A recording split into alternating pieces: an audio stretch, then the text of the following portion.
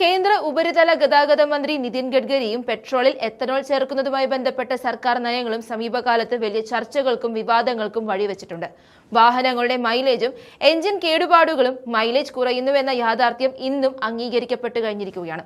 പെട്രോളിൽ 20% ethanol ചേർക്കുന്നത് വഴി വാഹനങ്ങളുടെ മൈലേജിൽ നേരിയ കുറവുണ്ടാകുമെന്ന് നിതിൻ ഗഡ്കരി ഒടുവിൽ വ്യക്തമാക്കുകയുണ്ടായി.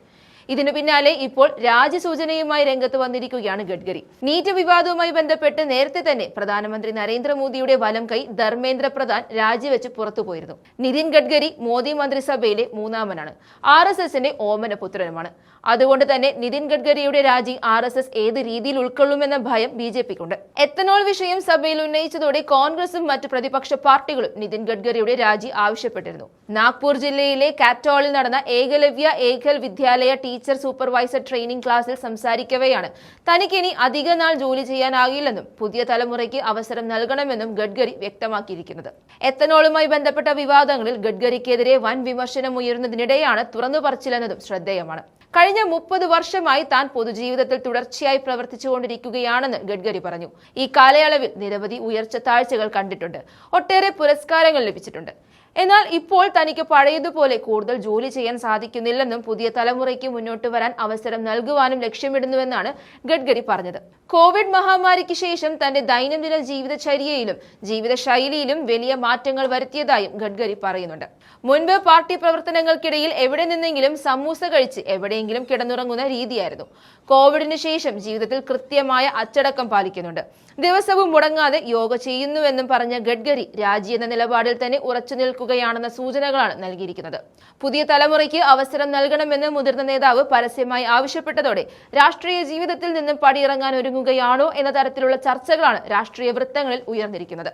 നേരത്തെ മന്ത്രിസഭാ പുനഃസംഘടനയ്ക്ക് പിന്നാലെ പുറത്തുപോകാൻ സാധ്യതയുള്ള മന്ത്രിമാരുടെ ലിസ്റ്റിലും ഗഡ്കരി ഇടം പിടിച്ചിരുന്നു. ഇതിനു പിന്നിൽ മോദിയുടെ അപ്രിയതയാണോ എന്നും വ്യക്തമല്ല. എത്തനോളുമായി ബന്ധപ്പെട്ടുണ്ടായ വിവാദമാണ് ഈ തീരുമാനത്തിന് പിന്നിലെന്നതും വ്യക്തമല്ല. നിതിൻ ഗഡ്കരിയുടെ മക്കളുടെ ഉടമസ്ഥതയിലുള്ള സ്ഥാപനങ്ങൾ, പ്രത്യേകിച്ച് സിയാൻ ആഗ്രോ ഇൻഡസ്ട്രീസ് സംബന്ധിച്ചുള്ള ഗുരുതര ആരോപണങ്ങൾ, എത്തനോൾ നയം വന്നതിനു ശേഷം ഈ കമ്പനി വൻതോതിൽ ലാഭമുണ്ടാക്കിയെന്നും സ്വന്തം കുടുംബത്തിന് സാമ്പത്തിക നേട്ടമുണ്ടാക്കാനാണ് മന്ത്രി ഈ നയം നടപ്പിലാക്കിയതെന്നും പ്രതിപക്ഷവും വിമർശകരും ആരോപിച്ചിരുന്നു. അതേസമയം ഈ ആരോപണങ്ങൾ രാഷ്ട്രീയ പ്രേരിതവും തന്നെ അപകീർത്തിപ്പെടുത്താൻ ബോധപൂർവം മെനഞ്ഞെടുത്തതുമാണെന്ന് നിതിൻ ഗഡ്കരി പ്രതികരിച്ചിരുന്നു.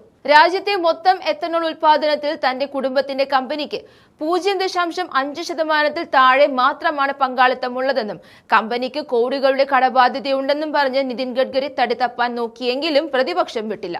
എത്തനോൾ നയം താൻ ഒറ്റയ്ക്കെടുത്ത തീരുമാനമല്ലെന്നും വാജ്പേയി സർക്കാരിന്റെ കാലത്ത് തുടക്കമിട്ട പദ്ധതിയാണിതെന്നുമായിരുന്നു ഗഡ്കരിയുടെ പിന്നത്തെ വാദം. പ്രതിവർഷം ലക്ഷക്കണക്കിന് കോടി രൂപയുടെ ഫോസിൽ ഇന്ധനം വിദേശത്ത് നിന്നും ഇറക്കുമതി ചെയ്യുന്നത് ഒഴിവാക്കുകയാണ് എത്തനോൾ നയത്തിലൂടെ ലക്ഷ്യമിടുന്നതെന്ന് പറഞ്ഞ ഗഡ്കരി കരിമ്പിനു പുറമെ ചോളം, അരി, വൈക്കോൽ, മുള തുടങ്ങിയവയിൽ നിന്നും എത്തനോൾ ഉൽപ്പാദിപ്പിക്കുന്നത് വഴി രാജ്യത്തെ കർഷകർക്ക് അധിക വരുമാനം ഉറപ്പാക്കാൻ സാധിക്കുമെന്നും അവകാശപ്പെട്ടിരുന്നു.